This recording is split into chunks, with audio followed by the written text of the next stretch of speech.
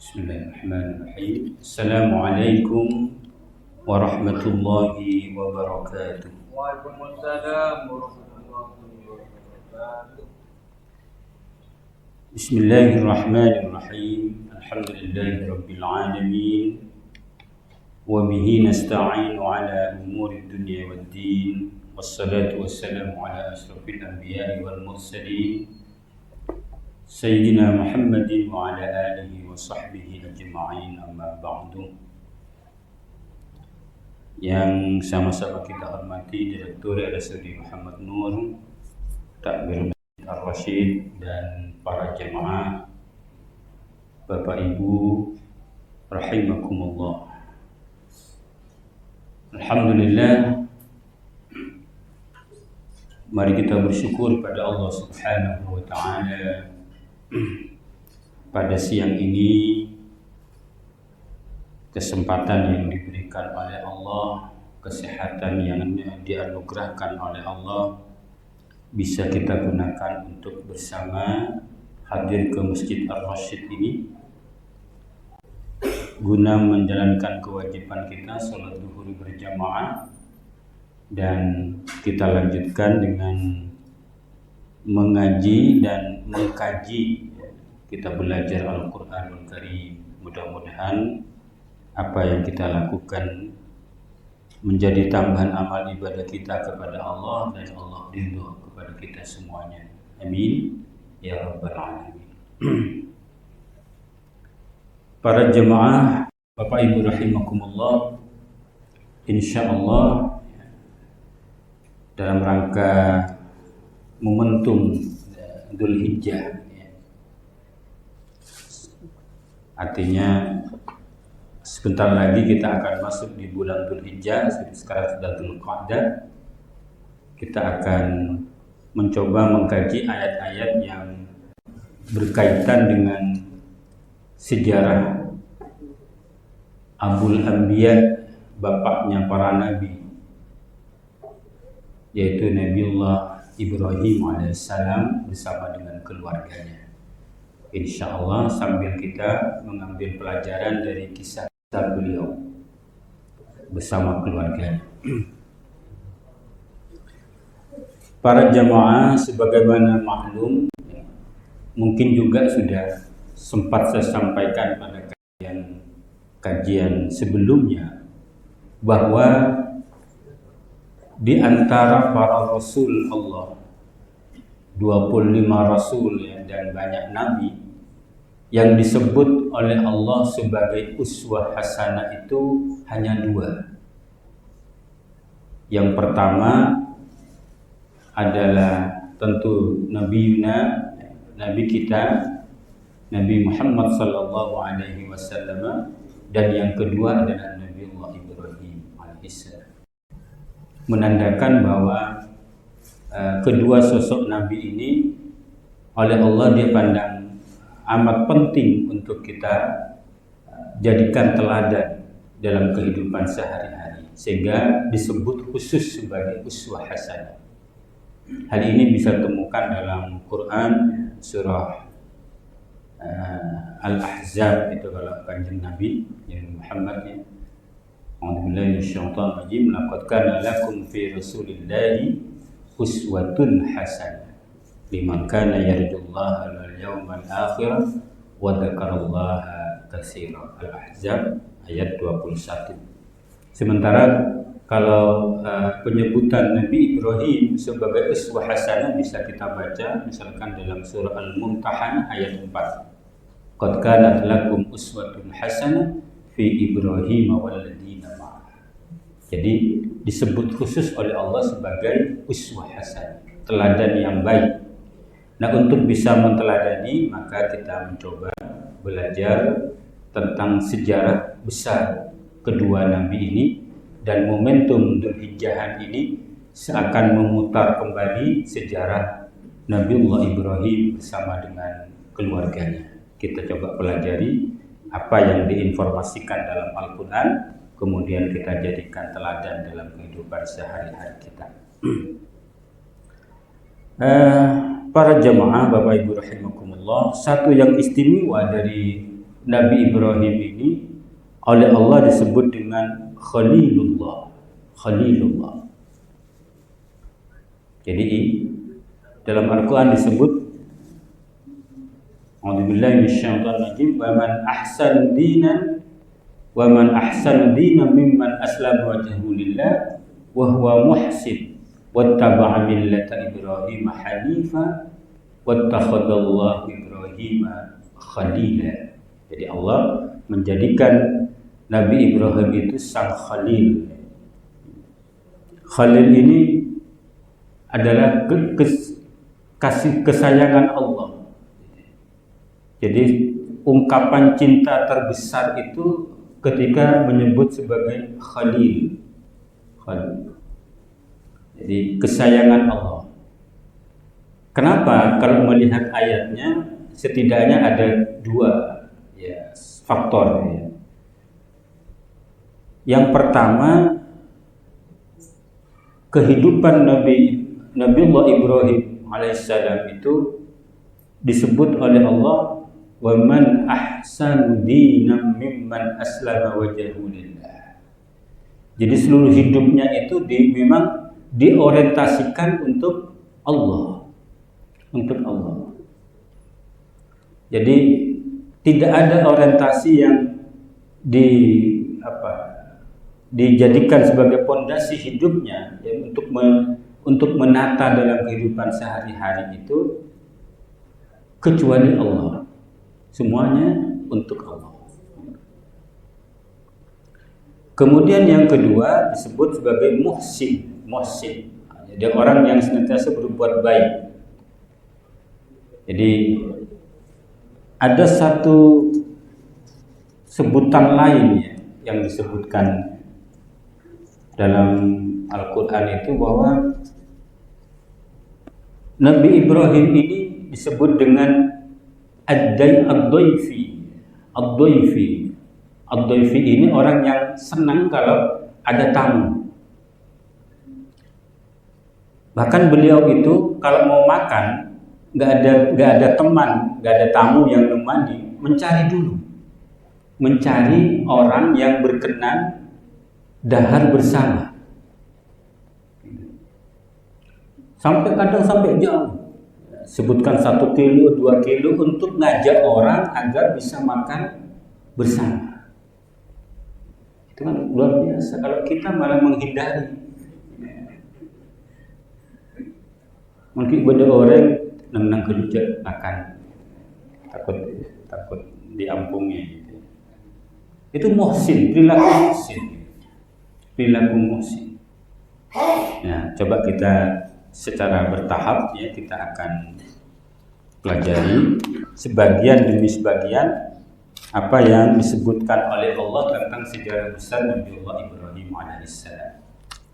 Pada kesempatan ini saya ingin membacakan Quran surah As-Saffat ayat 100 sampai 111.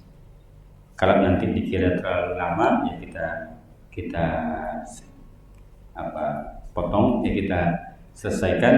Insya Allah kita tunda di Rabu siang depan, minggu depan insya Allah. As-Saffat ayat 100 sampai 111. Kalau ada yang bawa Al-Quran bisa sambil dibaca. A'udzu billahi minasyaitonir rajim. Bismillahirrahmanirrahim. Rabbi habli minas salihin. Fabasyarnahu bighulamin halim. Coba 2 ayat dulu ini. Karena ini pendek-pendek ayatnya. Insyaallah enggak terlalu lama ya. Rabbi habli minas salihin. Ya, ini doanya Nabi Ibrahim. Jadi ini termasuk kalau kita orang tua juga dianjurkan membaca doa ini, terutama ibu-ibu ketika sujud, terutama sujud terakhir, bacalah doa Rabbi habli minas salihin. Wahai Tuhan, berikanlah padaku anak yang termasuk orang-orang saleh. Ini singkat doanya. Rabbi habli minas sholihin. Duh Gusti paring abdina anak potok se soleh. Ini doa Nabi Ibrahim. Setelah sekian lama beliau itu belum punya putra. Bahkan ada yang menyebut anak pertama lahir ketika usia beliau itu 89 atau 99 tahun. Bahkan konon ini menurut riwayat ya, kila konon. Jadi riwayatnya riwayat Israiliyah, konon beliau baru khitan itu pada usia 80. Ketika diperintahkan khitan usia 80, langsung apapun yang ada dipakai untuk memotong kulitnya. Nggak mikir dua kali, nggak masih mencari apa sakit, apa perlu ada bius, apa ada, langsung karena perintah Allah langsung ambil. Konon katanya menggunakan batu yang ada saat itu untuk menghitan dirinya. Ini karena memang itu diantara yang tidak semua orang bisa. Ketika ada perintah langsung. Nah, doanya apa? Rabbi habli minas sholihin. Coba kita ini jadikan pelajaran. Doa itu cita-cita tertinggi seseorang. Sejahat apapun orang itu, kalau sudah berdoa, pasti doanya yang baik-baik. Kan gitu ya? Berdoa yang baik-baik. Itu cita-cita ideal seseorang itu bisa dilihat dari doanya. Kan? Rabbi habli minas sholihin. Perhatikan doanya pendek, ibu-ibu bisa menghafalkan. Jadi mulai sekarang biasakan sujud terakhir baca doa Rabbi habli minas sholihin. Rabbi, wahai Tuhanku, menggunakan kata Rabbun. Ya ini ya. Masih ingat Bapak Ibu yang mungkin pernah ngaji sebelumnya? Kalau kita memanggil Allah dengan menggunakan kata Rabbun, jadi itu yang ditekankan adalah tentang bagaimana Allah menciptakan dan memelihara alam ini dengan kasih sayangnya. Ya, kita kembali pada kajian-kajian Al-Fatihah misalkan, kenapa kita baca Alhamdulillahi Rabbil Alamin, kemudian menyebut dua sifat Allah, Ar-Rahman, Ar-Rahim, juga diikuti dengan Maliki Yaumiddin. Allah pencipta alam semesta ini, Allah yang memeliharanya, Allah yang melindunginya. Makanya para bapak ini, orang tua, itu disebut sebagai murabbi kedua. Kalau doanya anak, Rabbi firli wali walidayya warhamhuma kama rabbayani. Nah, sebagaimana keduanya menjadi Rabbun, memelihara, Rabbun rabbayani, memelihara aku saat aku masih kecil. Makanya orang tua seakan Tuhan kedua bagi seorang anak. Allah ungkapkan dengan kata-kata Rabbayani. Tolong ini tanda kutip ya, karena ini nanti disebarluaskan. Jadi seakan-akan sebagai Tuhan kedua, karena Allah menggunakan kata kama Rabbayani saghira. Sehingga ada juga ungkapan ridallah fi ridal walidayni wa sukhtullah fi sukhtil walidayni. Ridhonya Allah bergantung pada ridhonya kedua orang tua, dan juga murka Allah bergantung pada murka kedua orang tua. Paham Bapak Ibu? Paham disampaikan? Nah, ketika doa itu pakai Rabbun, ya, Rabbi, bukan ilahi atau bukan Allahumma, ini bedanya penekanan doa. Jadi kalau menggunakan Rabbi atau Rabbana, ya, ini sama itu. Ya. Itu yang disentuh oleh kita sebagai pendoa itu adalah bagaimana Allah menciptakan dan memelihara alam ini. Yang disentuh kasih sayangnya Allah. Allah itu tahu bahwa ketika Allah menciptakan manusia, Allah tahu siapa yang akan menjadi orang-orang soleh, siapa yang akan menjadi orang-orang nakal. Tapi kenapa Allah masih menciptakan? Itu karena kasih sayang Allah. Sama ibu-ibu ini ya, makanya ini mirip orang tua itu, wataknya mirip dengan akhlak Allah. Orang tua itu mirip dengan watak kepada anak. Ibu-ibu ini mengandung sekian lama, kemudian menyusui bahkan sampai 2 tahun lamanya. Saya yakin panjenengan dalam hatinya pasti ada satu kekhawatiran bahwa si anak ini tidak ada jaminan akan menjadi qurratu a'yun, menjadi anak yang soleh yang menyenangkan kepada ibu. Atau setidaknya pasti ada perbuatan-perbuatan si anak yang akan menyakiti si ibu. Tapi ibu dengan kasih sayangnya tetap dengan kehamilannya menyusui demikian beratnya. Kenapa? Karena kasih sayang seorang ibu melampaui kemungkinan nanti anaknya menjadi anak-anak nakal. Rajulun serah. Ini begitu juga Allah Subhanahu wa taala. Makanya kalau berdoa Rabbi atau Rabbana, maka yang kita sentuh adalah sisi kasih sayang Allah kepada kita. Jadi biar khusyuk doanya.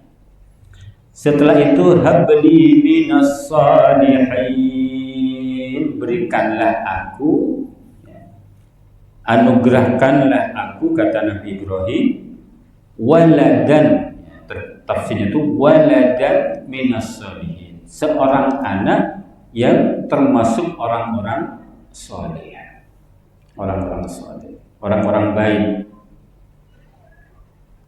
Yang disebut baik itu, jadi takut lupa panjenengan atau mungkin berbeda audiennya. Disebut baik itu kalau memenuhi 3 unsur. Disebut soleh, ya, sebut soleh kalau ada 3 unsur. Jadi kalau anak soleh, maka anak itu memenuhi 3 unsur. Yang pertama benar, benar secara aturan itu benar. Yang kedua tepat, pas, ya, tepat kenengna. Yang ketiga indah. Jadi contoh soal misalkan duduk atau berdiri itu sama-sama benar, tapi kira-kira tepat mana antara duduk dengan berdiri. Nah, jadi ketika kita lagi kajian begini, mungkin lebih tepat duduk. Maka duduk dalam konteks saat ini itu soleh, tepat. Duduknya yang seperti apa? Ya, duduk yang baik menjadi indah. Jadi benar, tepat, indah. Nah, ketika Nabi Ibrahim alaihissalam berdoa pada Allah agar ia dianugerahi seorang anak yang termasuk anak yang soleh, harapannya 3 itu. Hidupnya benar, tepat, ya, ketika bersama orang, ya, ketika dia bergaul dengan orang lain, bagaimana menyikapi yang tua, menyikapi anak muda, atau dalam kondisi apapun tepat, kemudian indah dengan cara yang terbaik. Itu apa? Anak-anak yang soleh, gambaran sederhana untuk memahami kata soleh, Juga dalam surah Al-Asr kita sudah belajar illal ladzina amanu wa amilus shalihat, amal-amal soleh, benar, tepat, indah. Benar, tepat, indah. Nah, doanya Nabi Ibrahim ini oleh Allah kemudian diterima oleh Allah, yang disebutkan oleh Allah pada ayat berikutnya, fabasyarnahu bihulamin halim. Maka kami berikan kabar gembira, berita gembira kepada Nabi Ibrahim dengan seorang anak yang halim. Halim, luar biasa. Jadi ada dua kriteria yang disebut oleh Allah. Mendapatkan anak itu kabar gembira. Apalagi ibu-ibu yang lama mendambakan hadirnya seorang anak, ketika oleh Allah diberikan kehamilan, betapa gembiranya. Betapa gembiranya.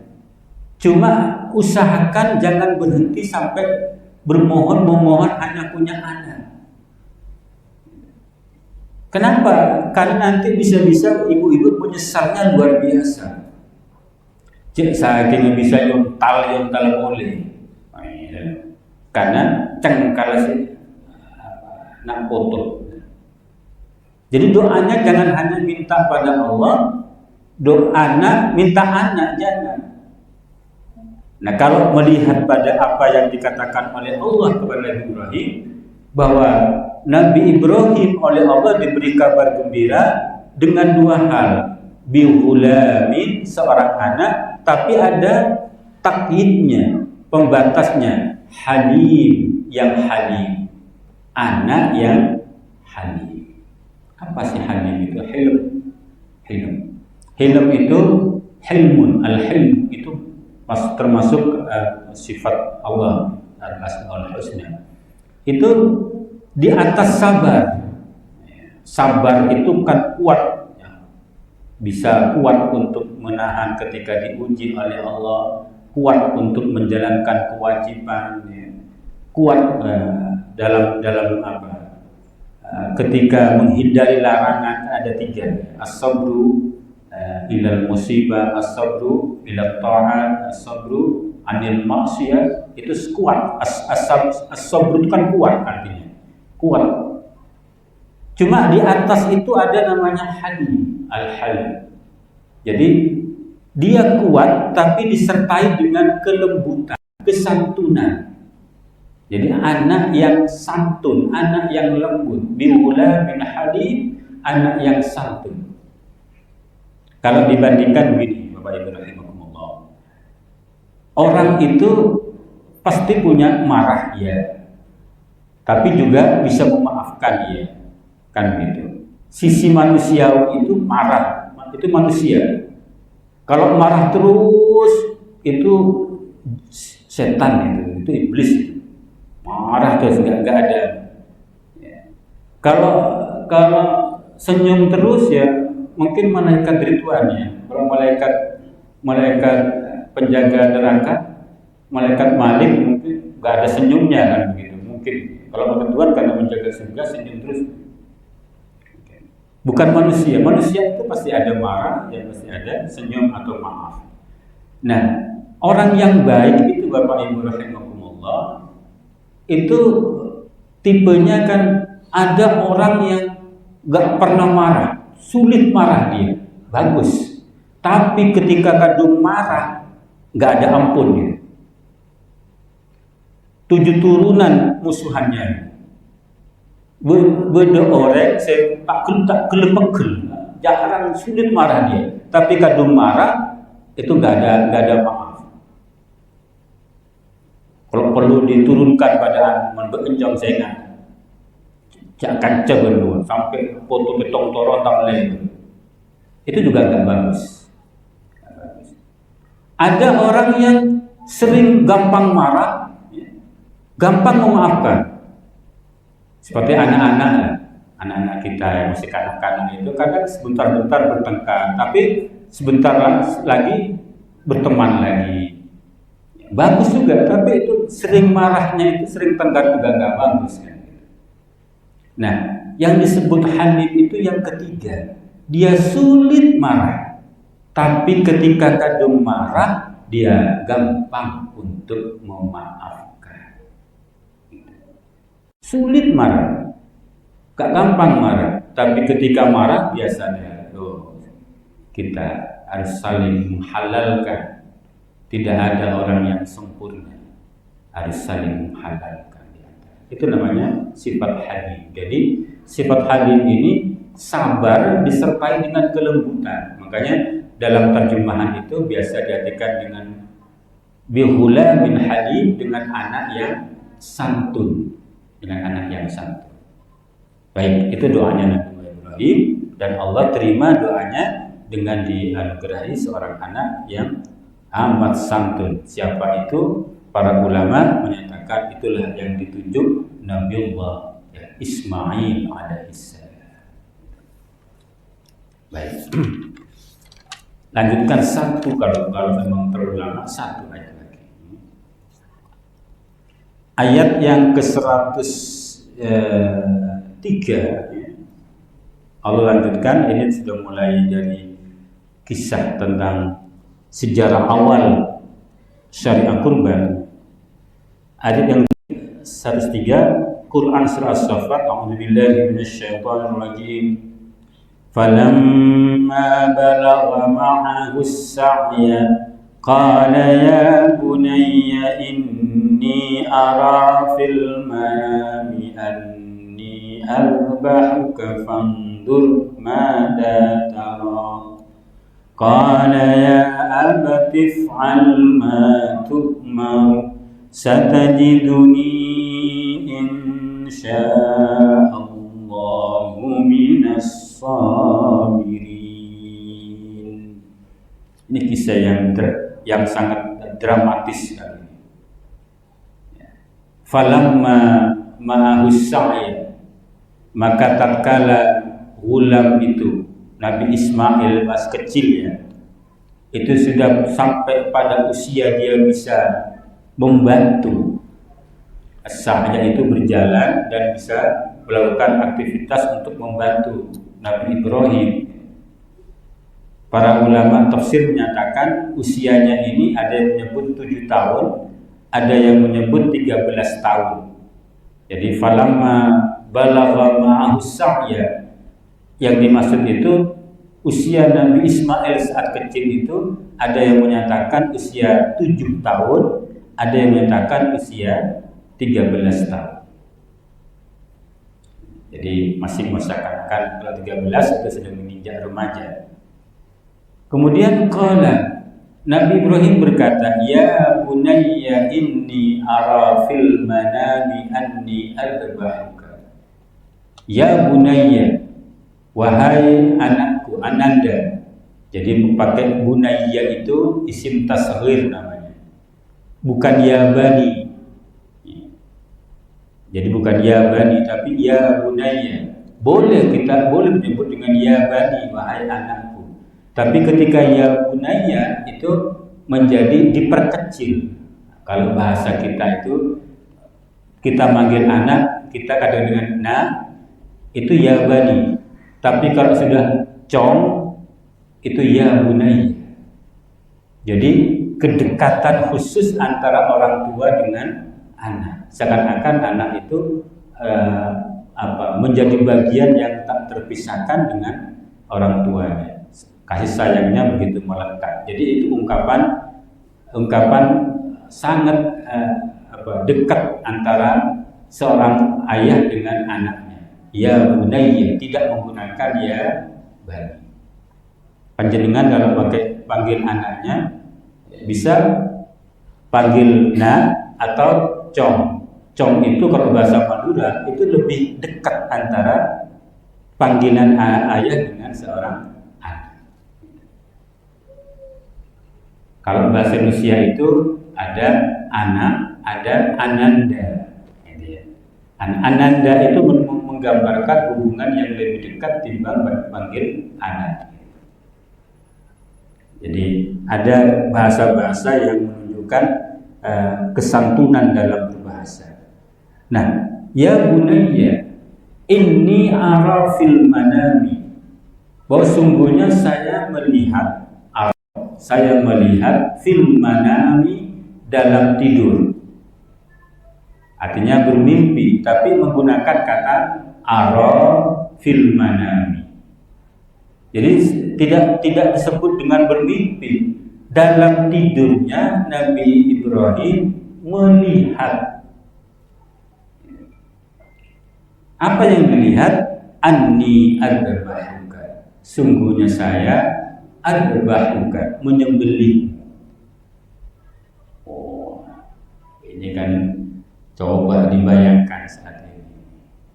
Kalau ada cerita begini, ini gimana dibayangkan. Kemudian apa? Fandur mada, kira-kira apa pendapatnya? Tidak, luar biasa. Ini dialog luar biasa. Bagaimana seorang ayah mengemukakan sesuatu yang amat berat, tapi diawali dengan panggilan yang santun. Kalau ingin menyatakan sesuatu yang berat, terutama pada anak-anak dengan psikologisnya yang masih labil itu, ayah diajak dengan cara yang santun, yang lemah lembut. Insya Allah meskipun berat akan lebih bisa diterima. Nah, ini ingin menyampaikan informasi, cong, kok mana betul itu, nangade, engkau nyembeli belum betul. Coba bayangkan. Ini apa jawabnya Nabi Ismail kecil itu? Qala ya abatif alma tu'mar. Sama-sama baiknya. Sama-sama baiknya. Qala berkata Ismail itu, ya abati. Ini juga panggilan penuh hormat. Bukan ya abi. Bukan ya abi. Bukan wahai bapakku, bukan. Tapi ya abati. Jadi kalau bahasa Indonesia ya wahai ayahandaku, bukan wahai ayah. Jadi si anak panggil dengan penuh hormat, si bapak panggil dengan belas kasih. Ini ungkapan yang tergambar dari redaksi ya abati. Apa? If'al ma tu'mar. Laksanakan wahai ayahanda ma tu'mar, apa yang diperintahkan. Gambaran satu situasi yang sulit, tapi keduanya memang layak untuk dijadikan teladan. Satajiduni insyaallahu minas sabirin. Insyaallah, jadi satajiduni, engkau ayah akan mendapatku insyaallah, jika Allah menghendaki, minas sabirin, termasuk orang-orang yang sabar.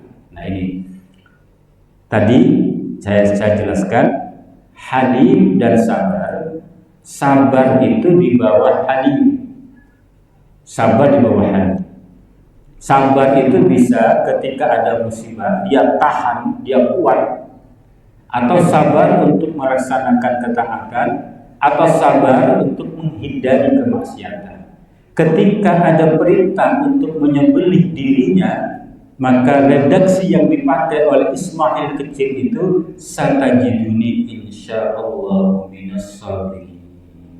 Pakai kata sabar. Paham Bapak Ibu? Jadi kenapa ada ungkapan-ungkapan yang penting untuk kita pahami. Nah, Bapak Ibu rahimakumullah, ayat ini menggambarkan bahwa sungguhnya ada perintah Allah kepada Nabi Ibrahim yang disampaikan melalui mimpi. Melalui mimpi yang disebut dengan ar-ru'yah as-salihah. Jadi mimpi yang benar. Nah, kalau merujuk pada ayat Al-Quran yang lain, cara Allah menyampaikan wahyunya itu ada 3 cara. Insyaallah sudah sempat juga sampaikan. Wa ma kana li basyarin an yukallimahu Allahu illa wahyan aw min wara'i hijabin aw yursila rasulan fayuhya bihi ma yasha innahu 'aliyyun hakim. Tidak ada seorang manusia yang Allah kehendaki berbicara dengannya kecuali dengan wahyu langsung. Allah berbicara secara langsung. Satu di antara contohnya ketika Allah berbicara langsung kepada Nabi Musa di Gunung Tur Sinai untuk mendapatkan Taurat. Satu di antara contoh. Au min wara'i hijabin, atau yang kedua dari balik tabir. Contoh di balik tabir ini, satu di antara yang disebut oleh para ulama adalah ru'yah salihah yang dialami Nabiullah Ibrahim alaihissalam. Itu wahyu. Yang ketiga, au yursila rasulan, Allah mengutus utusan untuk menyampaikan wahyunya, fayuhiya bihi ma yasha. Utusan itu yang akan menyampaikan wahyunya apa-apa yang dikehendaki oleh Allah. Nah, ini dalam konteks ini di antara yang konkret adalah Al-Qur'anul Karim. Al-Qur'an itu semuanya diturunkan melalui utusan, yaitu malaikat Jibril, agar disampaikan kepada Nabiullah Muhammad sallallahu alaihi wasallam. Apa fungsinya? Karena biar ada check in dicek, ada cross check. Ya, ada cross check. Tradisi yang dikembangkan ya berriwayat bahwa antara malaikat Jibril dengan Nabi Muhammad itu setiap bulan Ramadan itu akan dicek hafalannya Nabi. Apa saja diturunkan dicek. Makanya tradisi itu kemudian dikembangkan oleh para sahabat juga. Setiap bulan Ramadan ada tadarus Al-Quran. Ada yang membaca, ada yang menyimak. Cek and dicek, saling ngecek kebenaran bacaan dan hafalan. Bahkan tahun terakhir saat Rasulullah akan wafat itu, malaikat Jibril turun 2 kali di bulan Ramadan untuk ngecek hafalan Nabi terhadap Al-Quran, dicek untuk agar tidak ada yang tertinggal. Nah, kembali pada pokok soal. Jadi ketika Nabi Ibrahim alaihissalam menyampaikan cerita bahwa tadi dalam mimpinya ia melihat telah menyembelih Ismail, maka dimaknai bahwa itu adalah wahyu Allah yang disampaikan dengan cara min wara'i hijabin, dari balik tabir. Nabi Ismail paham bahwa itu wahyu Allah, maka jawabannya apa? Nabi Ismail jawab, silakan ayah, lakukan. Insya Allah panjenengan akan melihat saya termasuk orang-orang yang sabar. Jadi ketika kedua sosok besar ini mendapatkan perintah apapun dari Allah, langsung dikerjakan, tidak pakai alasan. Coba dibayangkan Bapak Ibu rahimakumullah, Nabi Ismail ini adalah anak yang dinantikan demikian lama. Saat lucu-lucunya itu kemudian diperintahkan untuk disembelih. Memang itu bagian dari cara Allah memuji cintanya Nabi Ibrahim kepada anaknya, apakah melampaui cintanya kepada dirinya Allah Subhanahu wa taala. Bahkan konon ini begini, dalam tafsir itu ada sumber riwayat namanya riwayat Israiliyah.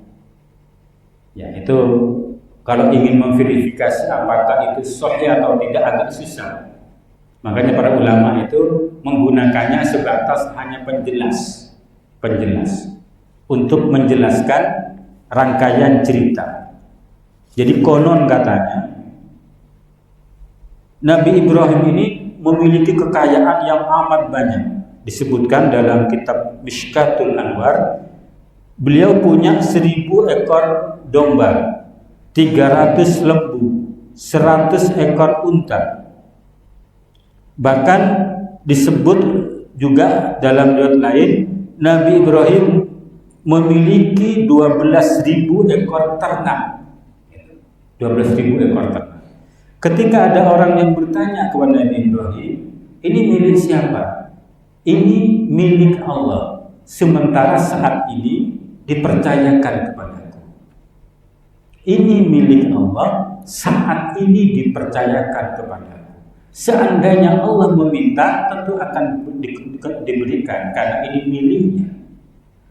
Bahkan pernyataan berikutnya yang membuat Allah ingin memuji kebenaran cintanya kepada dirinya, andaikan pun anakku diminta oleh Allah untuk dikurbankan, maka aku akan berikan pada Allah. Nah, ini bentuk ujiannya apa?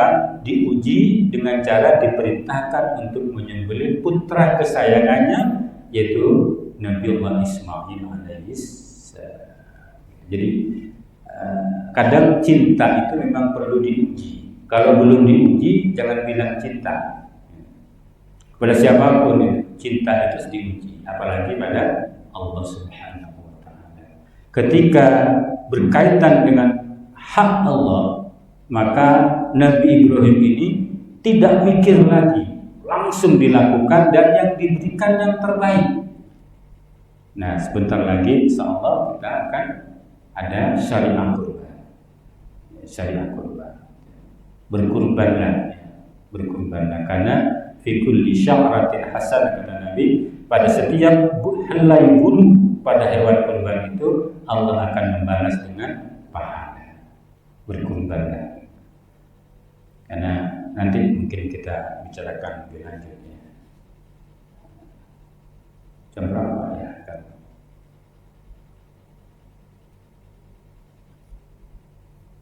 Cukup atau bagaimana? Nah, 49 29 mungkin cukup dulu nih, karena cukup dulu. Lanjut. Nah, lanjut. Khawatir kabur semua, kabur sama-sama kabur. Berikutnya firman Allah, falamma aslama wa tallahu lil jabin. Maka ketika keduanya aslama itu telah menyerahkan diri. Jadi aslama menjadi muslim. Muslim itu menyerahkan dirinya dengan melaksanakan perintah Allah. Itu muslim.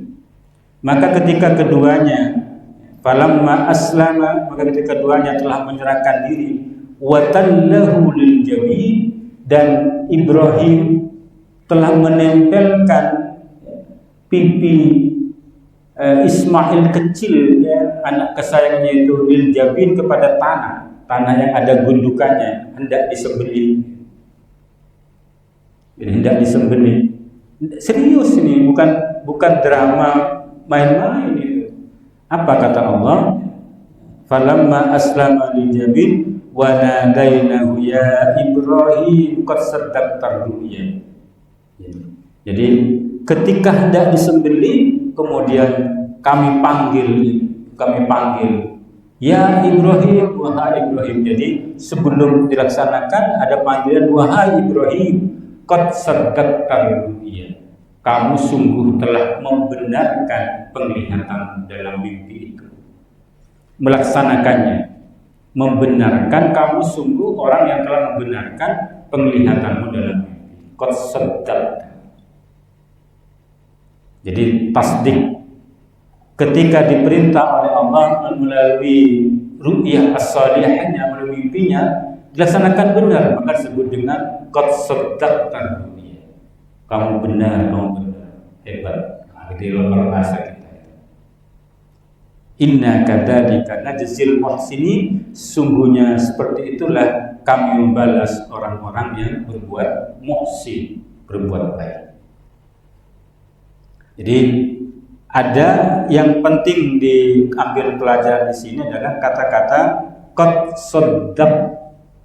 saddaqta ru'ya. Sungguh kamu telah membenarkan ar-ru'ya. Maknanya membenarkan wahyu yang diberikan oleh Allah melalui penglihatan dalam mimpinya. Jadi ketika ada wahyu, maka sikap kita harus tasdik, membenarkan. Jadi panjenengan dalam baca Al-Quran, maka diakhiri dengan shadaqallahul azim. Itu namanya saddaqta, membenarkan. Jadi kita mengakui bahwa itu wahyu dan mengakui bahwa itu kebenaran yang datangnya dari Allah Subhanahu wa taala. Jadi al-haqqu min rabbika fala takunanna minal mumtarin. Yang pasti benar itu datangnya dari Allah, maka janganlah sekali-kali engkau termasuk orang yang meragukan. Jadi makanya kemudian lahir kata sodik. Jadi sodik itu yang kemudian diterjemahkan menjadi teman. Teman itu memang harus sodik, jadi mengakui kebenarannya. Nah, cuma ada ungkapan yang menarik ya, as-sadiquka laisa man saddaqaka walakin man sadaqaka. Teman sejatimu itu bukan orang yang membenarkanmu. Artinya apapun dilakukan kemudian oke, bagus, padahal jelas salah. Tapi teman sejatimu adalah orang yang menjadikan kamu benar. Bukan membenarkan semua tindakanmu, tapi menjadikan kamu benar. Nah, beda ketika Allah yang pasti benar, maka kita membenarkannya. Itu namanya qad tasaddaqta ru'ya. Kita kemudian membaca shadaqallahul adzim, itu membenarkan. Tapi sesuatu yang mungkin saja salah, sikap kita adalah menjadikan benar kalau memang itu salah. Makanya ada ungkapan teman sejatimu bukanlah orang yang senantiasa membenarkanmu, tapi sesungguhnya ialah orang yang menjadikan kamu benar. Bertemanlah dengan orang seperti ini. Meskipun mungkin sakit, karena ia akan menegur. Orang yang akan membuat kita benar, mungkin dia akan mengkoreksi. Sakit, tapi itulah teman sejati kita. Beruntunglah kalau masih ada teman yang mau memberikan nasihat kepada kita semua. Kan ya? Jangan yes man, benar, oke, bagus, awali pada atasan ABS, asal apa? Senang, penting jempol terus, padahal nggak enak jempol terus yang namanya.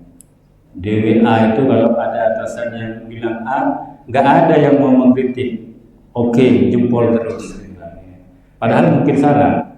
Kalau emang benar nggak apa-apa, kalau salah berani nggak kita menyampaikan untuk membenarkannya? Itu problem juga. Ya.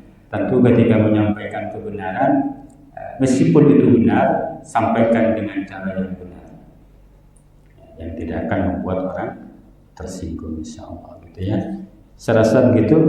Kita lanjutkan karena nanti akan bersambung. Ya, ini masih ada waktu istirahat yang bisa digunakan kegiatan lain. Semoga ada manfaatnya. Mari kita akhiri dengan membaca doa. Allahumma arhamna bil Qur'an waj'alhu lana imaman wa nuran wa hudan wa rahmah. Allahumma dhakkirna minhu ma nasina wa 'allimna minhu ma jahilna warzuqna tilawatahu ana al-layli wa atrafan nahar waj'alhu lana hujjatan ya rabbal alamin. Assalamualaikum warahmatullahi wabarakatuh.